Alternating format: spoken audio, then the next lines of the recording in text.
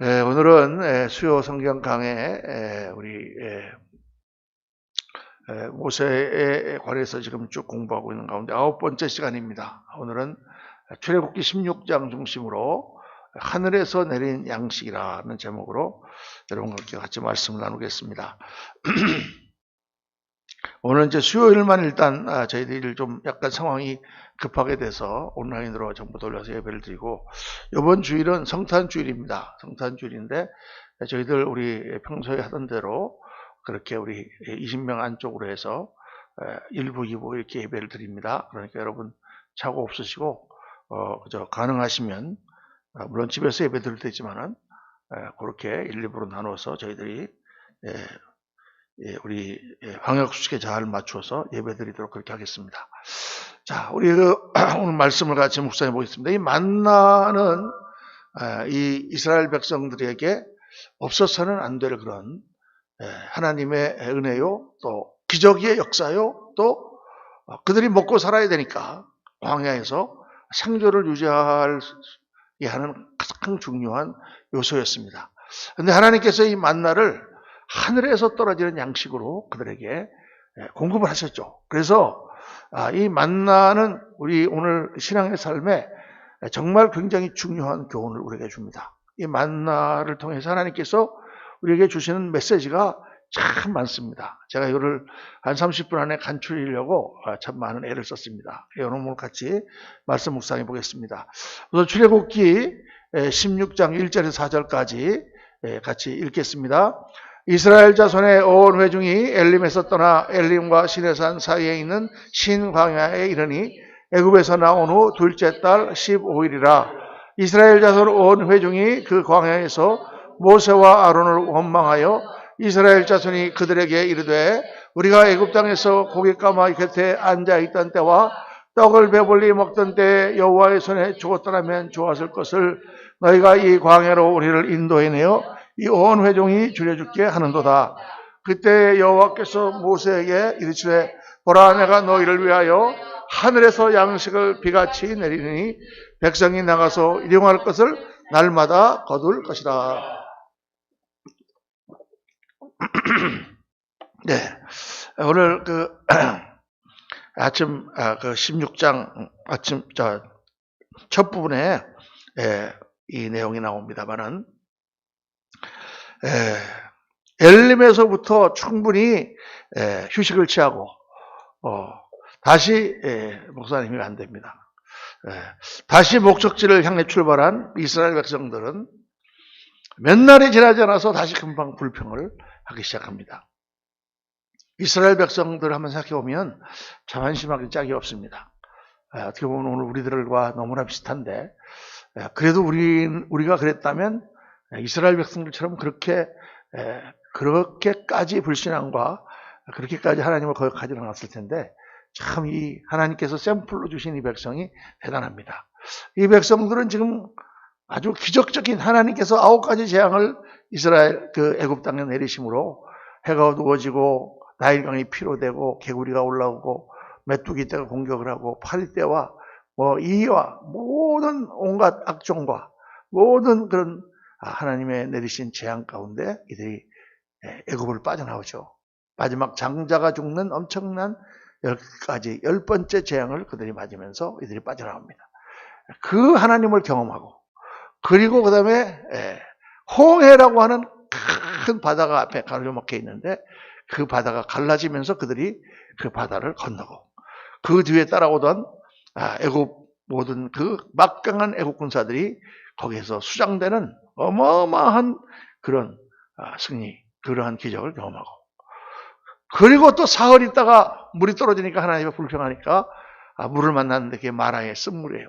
그 쓴물을 보고 원망하는 백성들을 향하여 모세가 나뭇가지를 던지니까 그 물이 단물이 되고, 그리고 나서 그 다음에 하나님께서 그들을 인도하셔서 엘림이라고 하는 종려나무 실직개와 12개의 그 우물이 있는 그 연못이 있는 정말 아름다운 곳에서 그들이 휴식을 했다고 말이에요.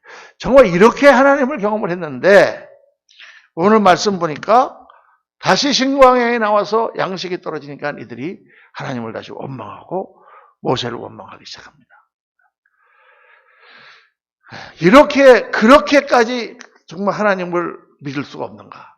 그렇게까지 환경에 약한 인간인가? 우리도 그렇지 않습니까? 우리도 하나님을 잘 믿는다고 하다가 조금 어려운 일이 닥치면은, 그냥 어쩔 줄 모르고 신앙이 막 무너져 내릴 것 같은 그런 경험을 하지 않습니까? 그런데 여러분, 이 불평과 원망은 불신앙이에요, 사실은.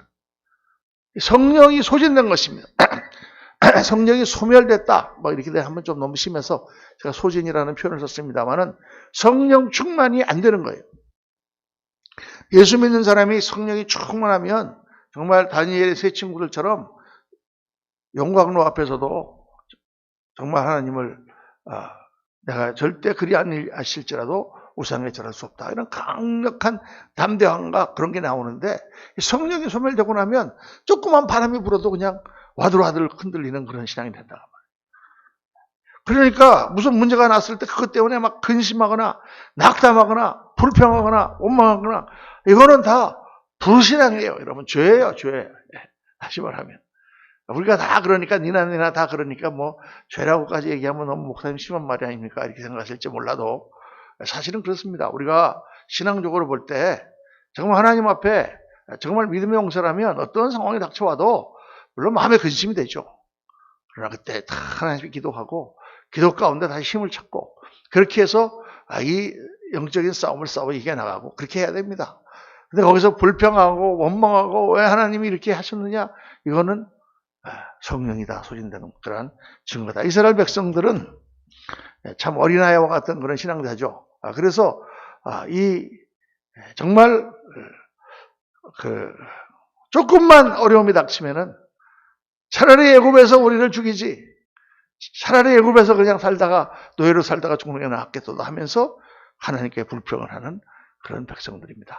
이게 이제 우리가 예수님을 믿고 정말 어려운 환경을 만나고 고난을 당하면 나도 모르게 우리 마음속에 불평이 나오고 정말 또 회의도 들고 어떤 때는 마음에 낙담되죠. 그때 우리가 어떻게 해야 되느냐? 한 가지 비결을 말씀드린다면 예수 그리스도의 십자가 앞에 다시 나가는 것입니다. 예수님의 십자가.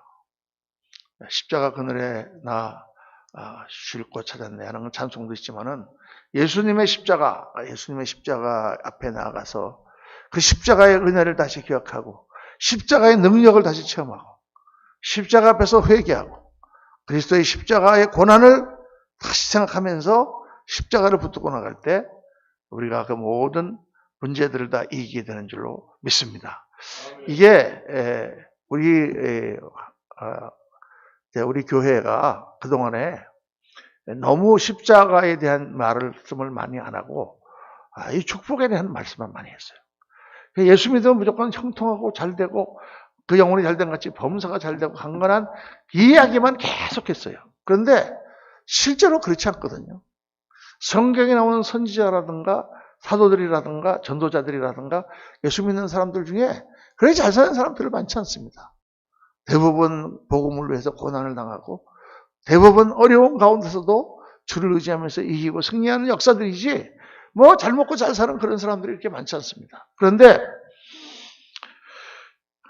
그 신앙이라는 것은 결국 그렇게 고생을 하고 어려움과 고난을 당하면서도 조금도 이들이 좌절하지 아니하고 하나님을 믿고 하나님이 주신 형통한 가운데 요셉이 형들에게 팔려서 노예가 됐을 때 하나님 뭐라고 말씀하셨어요?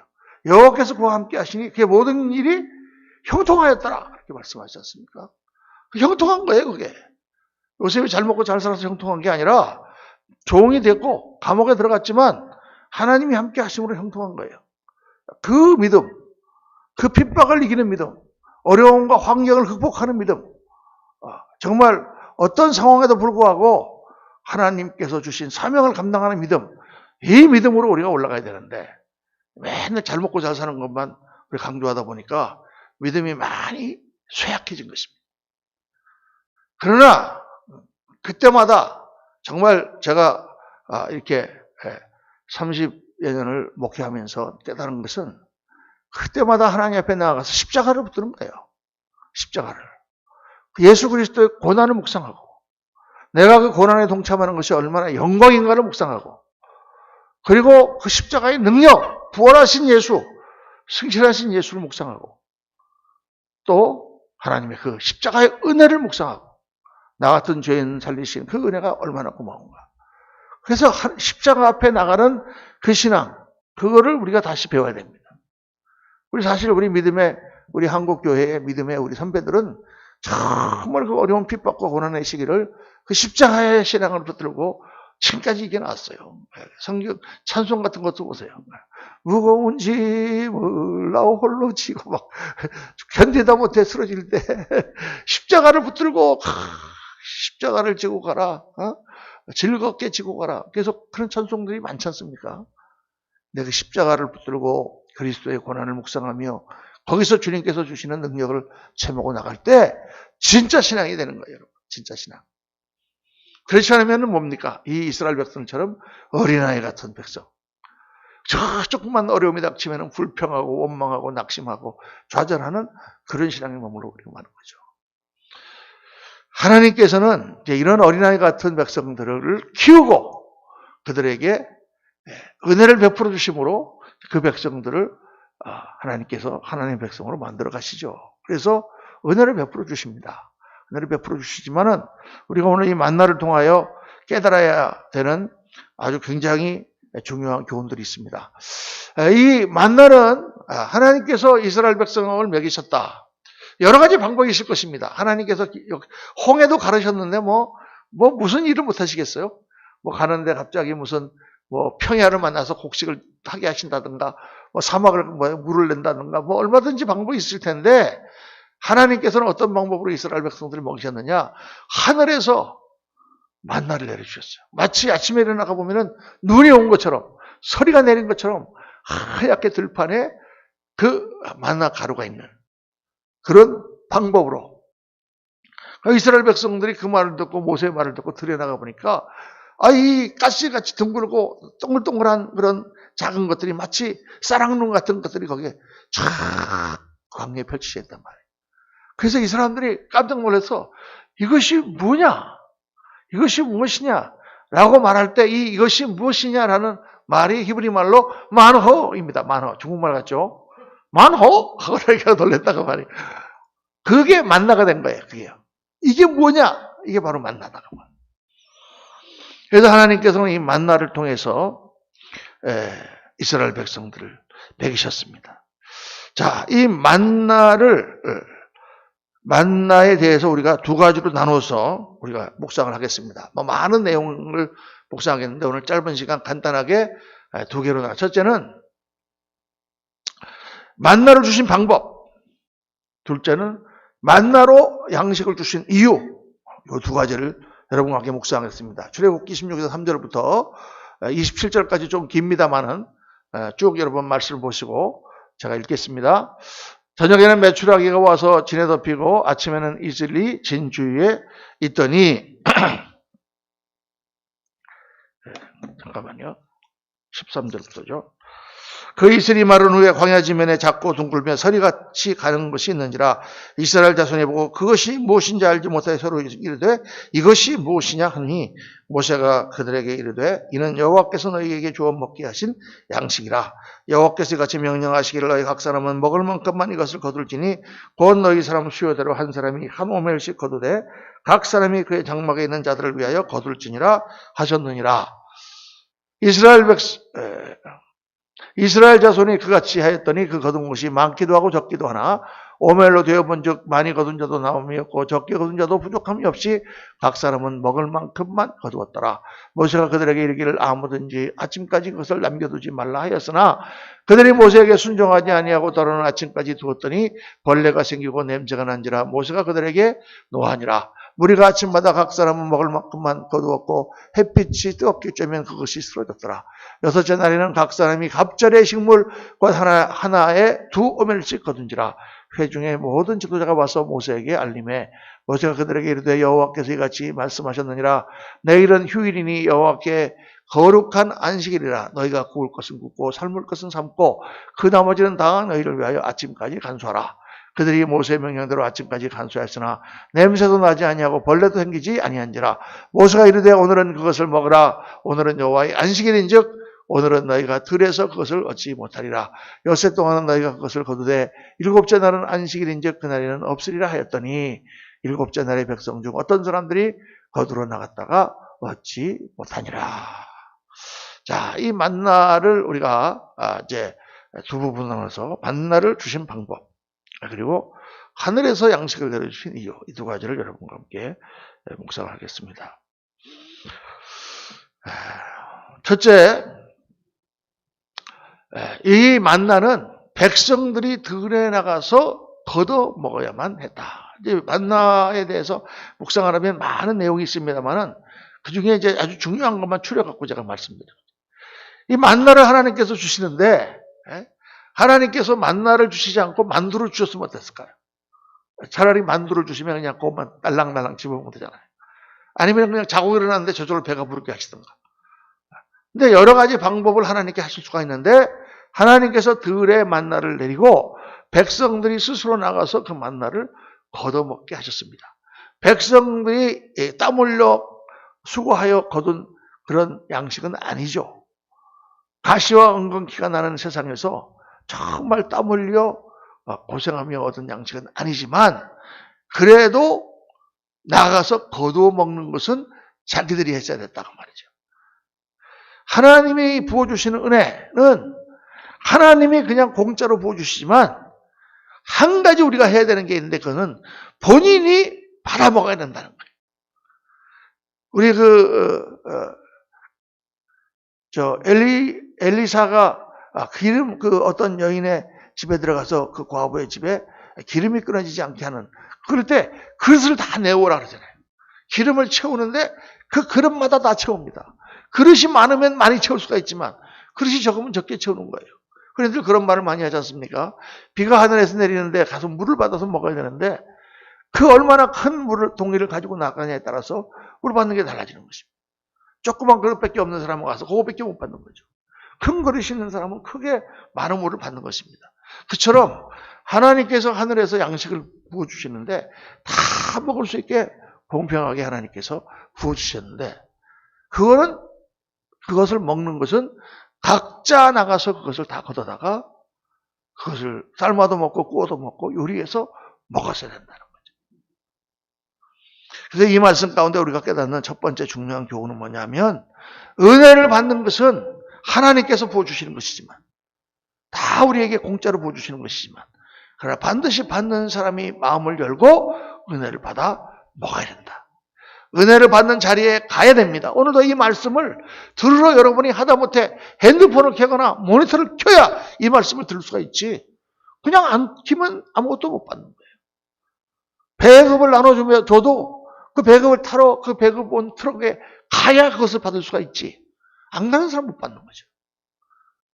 그러니까 너희는 하나님께서 주시는 은혜를 받기 위하여 은혜 보좌 앞에 담대히 나아가라고 주님께서 말씀하신 이유가 바로 거기 있습니다. 또 나가서 이것을 받을 때도, 하나님의 은혜를 받을 때도 기도로 주님과 교통하고 사모하는 마음으로 말씀을 받아야, 그래야 그 말씀 우리에게 은혜가 된다고 말이에요. 주일날 설교를 하면 수많은 사람들이 설교를 듣지 않습니까? 다 그 사람들이 설교를 듣는다고 해서 다 똑같이 은혜를 받는 게 아니다고 말이에요. 그게 참 신기하죠. 정말 목사님이 정말 지난밤부터 열심히 준비하는 가운데 성령의 은혜를 받아서 정말 눈물을 흘리면서 그 말씀을 준비한 말씀도 많습니다. 그리고 정말 이 말씀이 증거될 때 얼마나 성도들이 은혜를 받을까, 막 그렇게 생각하고 성령 충만해갖고 말씀을 증거하는데, 어떤 때는 의외로 성도들이 은혜를 받지 않습니다. 왜 그럴까? 베드로가 말씀을 전하고 스데반이 말씀을 전했는데, 베드로가 말씀을 전할 때는 성령 충만해 주들다 수많은 사람들이 5,000명이 돌아오고 3,000명이 돌아오는 역사가 나타났는데, 스데반이 말씀을 전할 때는 이를 갈며 돌멩이를 들어 스데반을 쳐 죽입니다. 왜 그럴까? 똑같은 말씀을 전했는데, 하나님의 은혜를 받는 마음이 열려있고 사모하는 마음으로 나오는 자에게 하나님의 말씀과 성령의 은혜가 더해진다는 거예요. 그걸 깨달아야 됩니다. 그래서 은혜는 모든 사람에게 부어지지만 모든 사람이 다 받는 것은 아니다. 여러분, 지난 지지난주에도 저희가 부흥회를 했지 않습니까? 부흥회를 해보면 항상 그래요. 부흥회를 해도 똑같이 나와서 말씀 듣는데 말씀을 사모해서 참 열심히 나와서 그 말씀 가운데 은혜 받는 성도가 있는가 하면 정말 주옥 같은 말씀을 전해도 한쪽 귀를 듣고 한쪽 귀를 흘리거나 아니면 그 말씀을 못 받아들이는 사람들이 있습니다. 자, 만나를 보면서 우리가 하나님 주신 은혜는 나가서 걷어먹어야 된다. 우리가 받아야 된다. 둘째로 만나는 매일 하루치만 주십니다. 하루치만. 하루가 지나면 썩어버려요. 하루씩 줬다는 것은 뭐냐? 우리가 밥을 매일 먹잖아요. 그냥 밥 매일 먹기 귀찮은데 하루에 한 사흘치 확 먹어놓자. 사흘치 왕창 먹어놓으니까 사흘 동안 든든해가지고 이제 아무것도 안 먹기 그런 경우가 있습니까? 그렇지 않아요. 아무리 밥을 많이 먹어도 그 다음날 되면 또 배고픕니다. 뭐 한두 끼 정도는 배가 불러갖고 안 먹을 수 있겠지만 하루만 지나면 다 소진되는 거죠. 매일 양식을 그렇게 받아 먹는 것처럼 우리가 하나님의 은혜도 그렇게 매일 받아 먹어야 되는 것입니다. 내가 지난주에 부흥회 때 은혜를 많이 받았습니다. 목사님 너무 은혜스러웠습니다. 그런데 며칠 지나면 다 소진돼요. 며칠 지났는데 또 어려운 문제를 만나고 또 거기서 마음이 흔들리고 하면 다 소진되는 거예요. 목사님 제가 20살 때는 정말 성령 충만해서 뭐 전도도 다니고 대단했습니다. 내가 지금은 왜 안 하는 거예요? 지금 왜 이렇게 성령 충만하지 않은 거예요? 그때는 뭐 그랬으니까 그러고 지금은 뭐 이유가 될 수가 없는 거죠. 성령 충만이라는 것은 계속 성령으로 공급받지 않으면 소진되게 돼 있습니다. 그래서 성경에 술 취하지 마라 이는 방탕한 것이니 성령의 충만을 받으라 하는 이 말씀이 영어로 따지면 continue to be filled with the Holy Spirit. 계속해서 성령 충만하라 그런 뜻입니다. 물이 찰랑찰랑 차 있는 거를 퍼섰습니다. 그럼 물이 줄어들겠죠. 어떻게 해야 됩니까? 계속 새물이 공급이 돼야 되거든요. 계속 새물이. 계속해서 성령 충만을 받아야 된다. 그래서 하나님의 은혜가 매일같이 나에게 새로워져야 됩니다. 새벽 기도하는 거가 얼마나 중요하고 여러분 제가 매일 묵상을 보내지 않습니까? 그때마다 여러분 그거 보십니까? 저는 우리 성도님들한테 정말 그거 매일 준비해서 아침 새벽 5시면 따박따박 말씀을 그것도 줄여가지고 조금 길면은 지루해서 안 볼까봐 길게 못 써갖고 안 쓰는 게 아니잖아요. 줄여가지고 한 4그래프, 패래그래프 정도 만들어서 정말 엑기스만 먹도록 그렇게 매일같이 지금 3년을 하루도 안 빠지고 올리는 게 그게 쉽겠냐 그 말이에요. 쉽겠습니까 여러분? 그런데 안 보시는 분은 전혀 안 봅니다. 참 슬퍼요. 그래도 보시는 분 몇 분 있으니까 그 때문에 제가 올리는지. 참 놀랍습니다. 그렇게 안 보는 것도 보통 어려운 일이 아닐 거예요. 그죠? 네. 오늘 이거 방송 보시는 분 중에 조금 찔리시는 분이 계실 거예요. 찔리시기를 주의 이름으로 축원합니다. 좀 찔려야 돼. 이게 뭐야 이게. 정말 여러분 한번 올리려고 한번 생각해 보세요. 매일같이. 그게 쉽겠나. 제가 병원에 입원할 때도 올렸어요. 미국에 가 있을 때도 시간 맞춰서 올렸습니다. 미국에서 인터넷이 잘 안 돼가지고 얼마나 올리기 어려운지 아십니까? 그래도 시간 맞춰서 그거 올리느라고 모든 스케줄을 다 접고 하는데 안 읽어. 또 우리 이영국 목사님이 또 그래서 그냥 보는 것이 눈이 피곤하실까봐 또 그냥 가만히 있으면 들리라고 그냥 또 음성으로 또 만들어 갖고 해주는데도 안 들어. 이거 어떻게 해야 됩니까? 그래서 영혼이 메마르고 정말 피곤한 영혼이 되고 점점 믿음이 소진되어 가는데 모르지 본인들이 이걸. 자기 믿음이 소진되어 가는 걸 모릅니다. 그리고 병이 걸려갖고 서서히 몸이 나빠지면 자기 몸이 나빠지는 줄은 몰라요. 나쁜 거를 계속 먹고 혈관에 이렇게 기름이 계속 끼는데 몰라요. 그러다 어느 순간 혈관이 딱 막히면 죽는 것입니다. 하나님의 말씀도 매일 먹어야 되고 은혜도 매일 받아야 됩니다. 매일 양식 먹는 것처럼 매일마다 은혜가 새로워지시는 저와 여러분 되시기를 예수님 이름으로 축원합니다. 세 번째로 오늘 말씀 보면 중요한 내용 중에 하나가 만나를 언약궤 안에 넣어서 복원하게 하셨습니다. 왜 그랬냐? 하나님의 임재와 역사를 대대로 전하라는 말이에요. 언약궤 안에, 법궤 안에 두어서 그 만나가 거기 이렇게 내리셨다는 것을 계속 증거하도록 하나님께서 말씀하셨습니다. 이것은 우리가 받은 은혜, 하나님께 받은 은혜와 영적인 체험은 다른 사람한테 증거될 때 정말 하나님 역사가 거기서 이루어지고 나 자신 또한 믿음이 더 강해집니다. 말씀은 자꾸 증거해야 돼요, 여러분. 제가 이렇게 목회를 하다가 이렇게 좀 한번 좀 쉴 때가 있어가지고 한 두세 달 말씀을 전하지 않고 쉬었더니 어떻게 됐을까요? 내 믿음도 약해지는 것 같아. 정말 목사가 돼서 정말 감사한 것은 매일 말씀을 전하니까 그 말씀을 전하는 그 말씀에 내가 맞지 않아도 부닥칠 때 회개하고 그래 고쳐나가고 그러면서 나 스스로에게 유익이 되는 거잖아요. 그렇죠?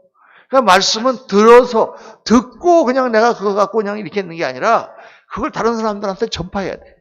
다른 사람한테 얘기해 줘야 돼요. 다른 사람한테 간증해야 돼요. 그것을 고백해야 돼요. 그러는 가운데 우리 믿음이 자랍니다.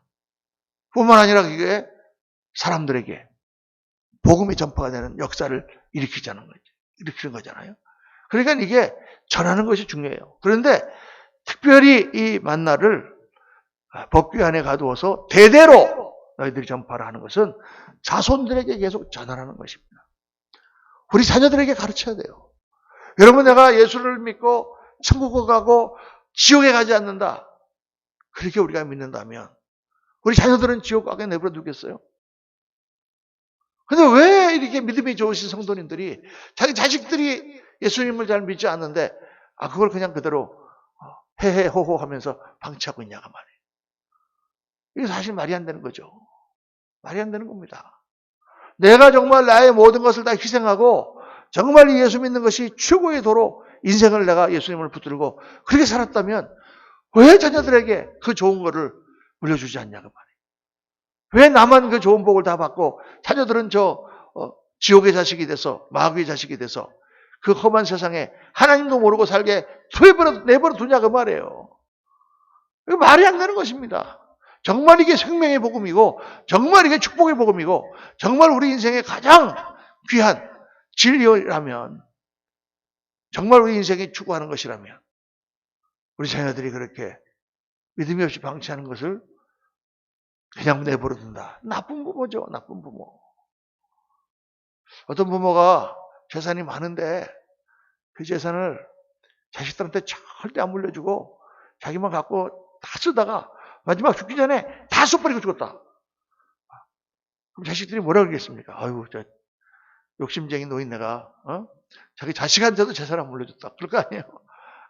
여러분, 하나님의 복음과 영원한 생명의 돈은 제 재산보다도 수억만 배 더 소중한 거잖아요. 이거 가르쳐야 되는데 예수 믿는 사람들이 다 정신이 나가가지고 애들 그저 공부 조금 한 점이라도 더 받는 게 좋아서 주일학교 안 보내고 애들 학원 보내느라고 주일을 빼먹게 하고 그런 식으로 애들을 가르치니 걔들이 무슨 신앙자가 되겠습니까? 나중에 커서. 걔들이 나중에 커서 무슨 주를 위하여 섬기고 헌신하여 하나님의 나라를 세우겠습니까? 그렇게 주일로 빵빵 빠지고 가고 공부하는 애들이 이게 썩어 빠진 거예요, 여러분. 정신이. 사람이 없어서 그런지 왜 이게 말이 과격하게 나와요? 사람이 있으면 좀 눈치를 볼 텐데 아무도 없으니까 마치 허공에 대고 외치는 것 같으니까 막 말이 험하게 나오네. 썩어 빠진 겁니다, 진짜. 제가 미국에서 정말 놀란 게 뭐냐면 한국에 갔던 목사님들이 집회를 했는데 깜짝 놀라는 거예요.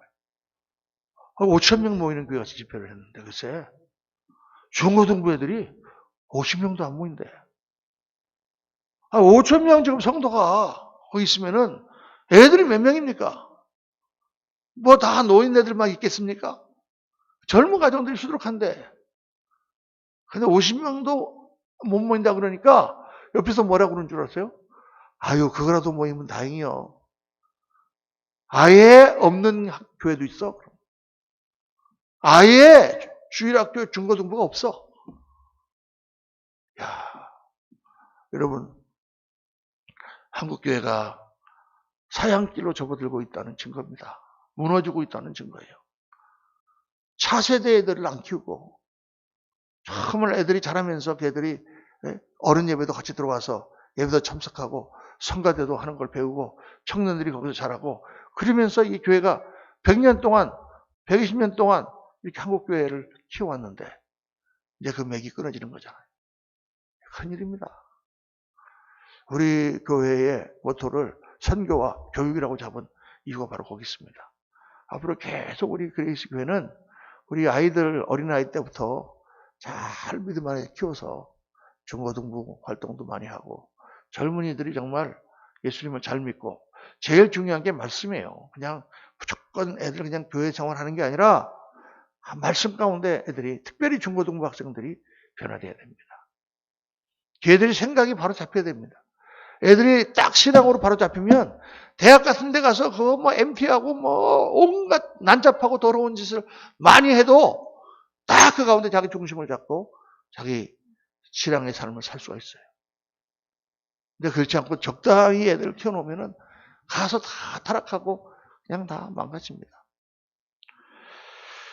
자녀를 가르치는 하나님을 그들에게 전수해 주는 것이 얼마나 중요한 것인가 다시 한번 깊이 묵상하시기 바랍니다.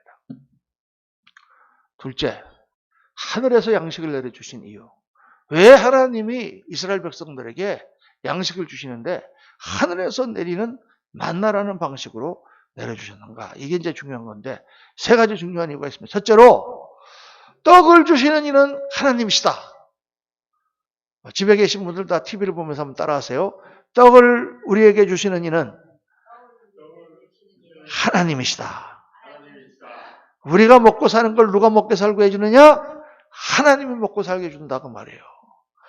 당신이 노력하고 당신이 고생하고 당신이 열심히 일해서 먹고 사는 것 같이 보이지만 그게 아니다 그 말이에요. 아무리 내가 열심히 일을 하다가도 딱 사고가 나가지고 몸이 병이 들면 그러면 아무것도 못 봅니다. 여러분.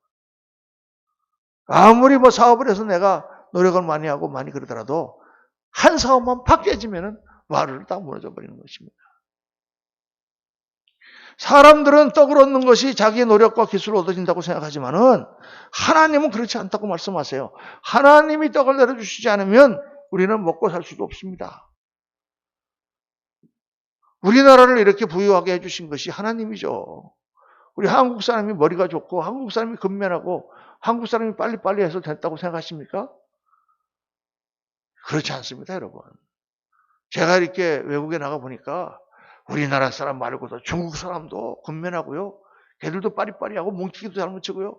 인도 사람들도 잘 뭉치고요.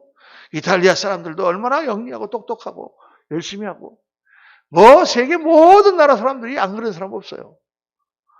근데 왜 한국만 이렇게 하나님께서 부유하게 해주셨습니까? 하나님이 이 모든 것을 주셨다는 걸 잊어버리면 안 돼요. 지금 나라에 정치하는 사람들이라든가 이런 사람들이요. 하나님 무서운 줄은 몰라요. 하나님 무서운 줄은. 이 모든 부여가 다 어디서 온 줄을 몰라. 자기들도 땀을 안 흘렸지만 자기들이 잘나서 이게 다 온 줄 알아. 여러분 아무리 돈을 많이 벌어놔도 쓰고자 하면 금방 날아갑니다. 창고에 가서 쌓아놔 보세요. 일 안 하고 먹기만 하면 불과 1, 2년이면 다 날아갑니다. 정말 우리 인생을 살면서 잠깐 있다가 사라지는 인생이잖아요. 하나님을 두려워해야 됩니다. 하나님 무서운 줄 알아야 됩니다. 까불면 안 돼요. 까불면. 주님께서는 뭐라고 우리에게 말씀하셨느냐? 너희는 일용할 양식을 주시옵소서라고 기도하라. 이렇게 말씀하셨어요. 아니 그까짓 거 나가서 밥 벌어먹고 사는 거 못하는 사람이 어디 있습니까? 라고 얘기하십니까? 그렇지 않다는 거예요. 그거 나가서 내가 먹고 내가 이렇게 풍족하게 살 수 있는 그 자체를 하나님이 주셨기 때문이다. 그렇게 하나님 앞에 겸손하게 기도하고 감사해라. 둘째로 중요한 것은 떡보다 더 중요한 것은요. 어떤 인생을 사는가 하는 거라는 거예요. 자, 신명기 8장 3절 한번 같이 읽어보겠습니다. 너를 낮추시며 너를 줄이게 하시며 또 너로 알지 못하며 내 조상도 알지 못했던 만나를 내게 먹이신 것은 사람 떡으로만 사는 것이 아니요 여호와 입에서 나오는 모든 말씀으로 사는 줄을 내가 알게 하려 하십니다. 이 말씀이 얼마나 귀한 말씀인지 모릅니다. 하나님께서 신명기에 다시 한번 하나님의 말씀을 모세가 이스라엘 백성들에게 말씀하면서 하나님이 너희들이 알지도 못하던 하늘에서 내려온 양식으로 너희를 먹이는 이유가 뭔지 아느냐? 그 이유는 사람이 떡으로만 사는 게 아니라 하나님의 입에서 나오는 모든 말씀으로 사는 줄을 내가 알게 하려고 가르치려고 그렇게 하셨다. 이게 무슨 말이에요? 하나님의 입에서 나오는 말씀으로 우리가 말씀 먹고 삽니까? 그 얘기가 아니죠. 하나님의 말씀은 어떻게 하라는 거예요? 우리가 어떻게 살아야 되는가를 가르쳐 주시는 말씀이잖아요. 그러니까 먹는 것이 중요한 게 아니라 어떻게 사는 것이 중요하다고 말해요. 먹는 게 중요한 게 아니라 어떻게 사는 것이 중요하다. 먹고 살려고 사는 게 아니라 정말 하나님의 뜻 가운데 잘 살려고 먹는 것이 필요한 것이죠. 떡만 먹고 산다고 인생입니까? 하나님 말씀대로 살아야 참 인생이죠. 떡은 인생의 목적이 아닙니다.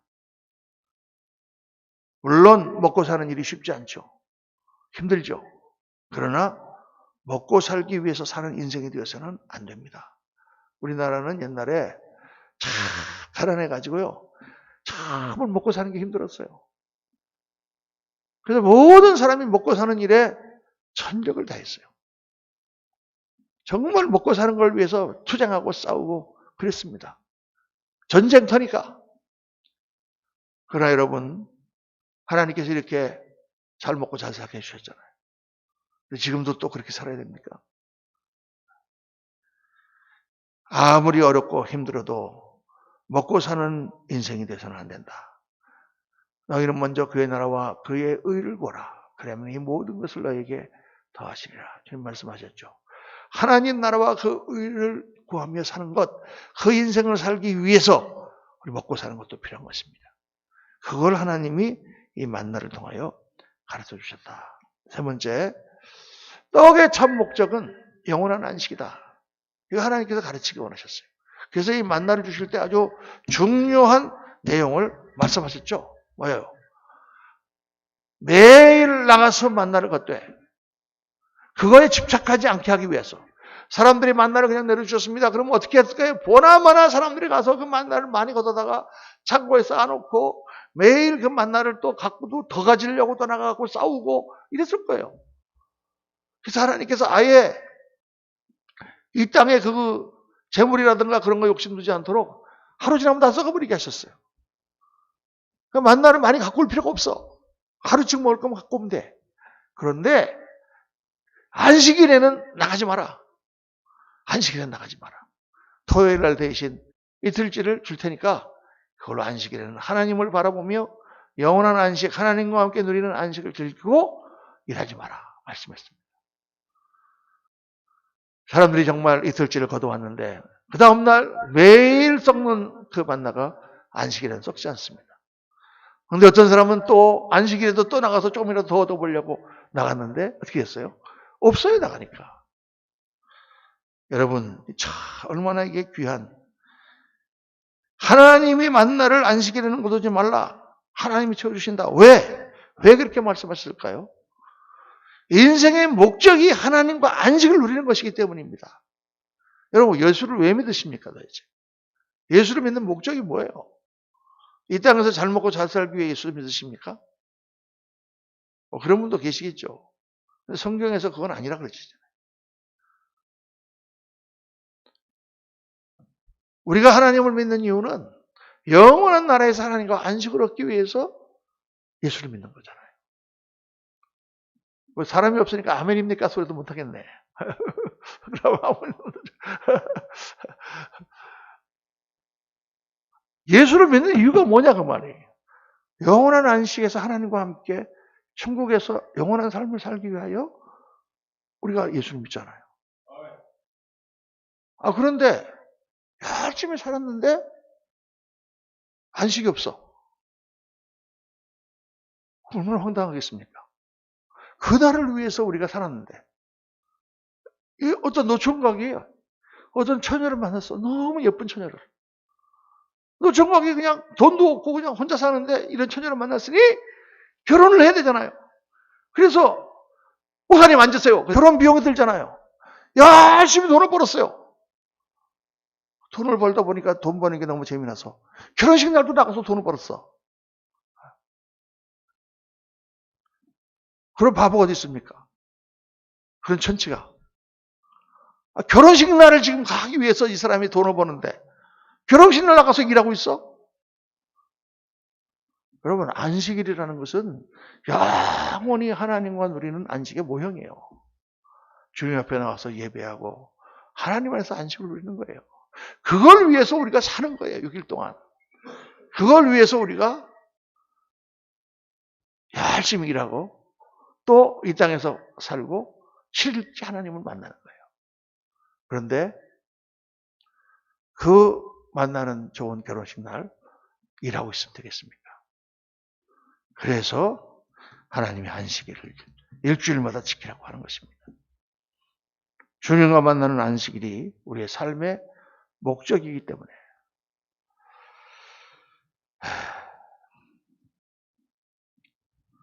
하나님은 광야 40년 동안 하루도 빠지지 않고 만나를 내려주셨습니다. 하나님을 확실히 믿어야 됩니다. 이 땅의 삶을 주님께 맡기고 하나님 나라와 그 일을 추구하는 그 삶을 살아야 됩니다. 오늘 만나를 통해서 하나님께서 우리에게 보여주신 중요한 의미입니다. 기도하겠습니다. 할렐루야. 아버지 하나님, 하늘에서 내린 양식을 보면서 참 저희들 신앙생활을 그대로 보여주는 것 같습니다. 우리가 무엇을 구하며 살고 있는지, 매일 만나를 내려주시는데도 이틀치 사흘치를 차지하려고 나가 싸우는 백성, 안식일에는 나가지 말라고 말씀하셨는데도 안식일에 나가서 만나를 구하는 그러한 백성, 정말 우리의 목적이 무엇인지, 우리의 삶이 어디로 가고 있는지 알지 못하고 방황하는 그러한 백성. 아버지 하나님, 저희들 정말 오늘 말씀을 묵상하면서 무엇을 위하여 우리가 오늘도 떡을 먹고 무엇을 위하여 살고 있는지, 우리의 신앙은